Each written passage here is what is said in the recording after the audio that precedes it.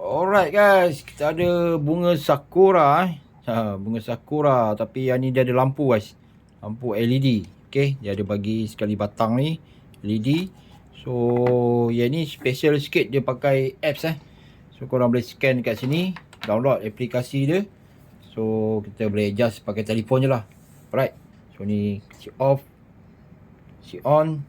Okay, nampak meriah guys. So Tifana ni pun dia ada lampu juga nanti kita akan review lah So dia ada banyak lampu kat sini. Okay, bagi kita boleh adjust lah main. Nak bagi dia terang sikit, gelap sikit pun boleh. Okay, kat sini ada lebih kurang 200 lebih 100 lebih 200 lebih 210 guys. 210 punya pattern. So korang pilih je lah.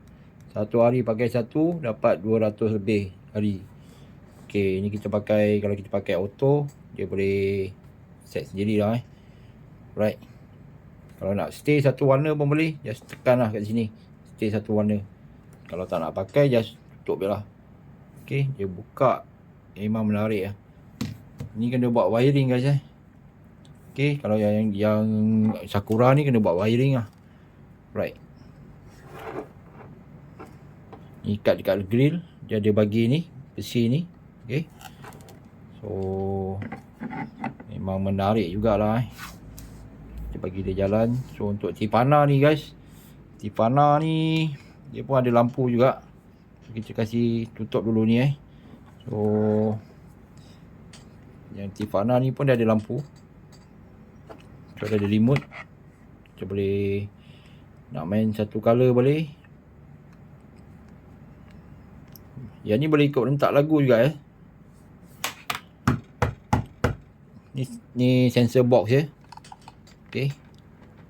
So boleh ikut rentak lagu lah. Kalau korang nak layan-layan dugem ke apa So dia ada bagi remote. Dan ni pun boleh pakai apps control lah. Boleh download kat sini, scan, download.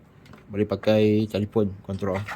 Kalau tak nak, kita stay satu color je lah, main satu warna. Okay. Yang ni dia nak adjust, dia tukar pelan-pelan. So kita boleh tukar untuk laju, cepatkan dia, ataupun nak lambatkan dia. Alright. So agak tebal juga. Kita cara pasang dia, ni dia ada bagi ni. Dia macam phone holder punya bulatan Buka yang lama, just back mirror tu buka yang lama, masang bulatan dia tu masuk kat dalam ni. Lepas tu ikat. Okay. Alright, cermin dia ada dua color Cermin dia ada dua warna. Satu warna biru, satu warna biasalah, cermin biasalah. Okay, ni warna biru. Ni warna biasa guys. Warna cermin biasa. Okay. Ada free gift Tifana House Kitchen. Okay, dia bagi satu remote. So kotak dia cantik guys. Kotak dia korang boleh simpan lah. Okay guys. So yang ni plug and play pakai USB Dia pakai USB. So plug and play lah untuk Tifana. Ada satu size je. Saya masuk satu size je. So untuk Sakura ni pun ada satu size lah. Ikut original size lah kalau tak silap. Okay, memang menarik lah guys. Teringin pula nak pakai Ini ada melekat kat kereta aku lagi. Okay.